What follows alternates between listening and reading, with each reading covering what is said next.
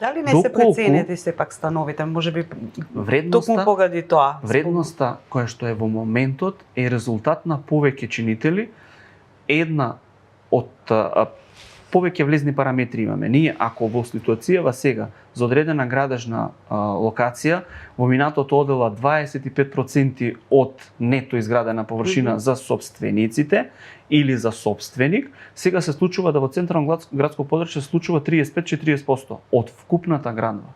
Ние зашо разговараме? Толку пари, значи сега си варат сопствениците на земјиштето. А тоа е резултат на немање доволна понуда на локации.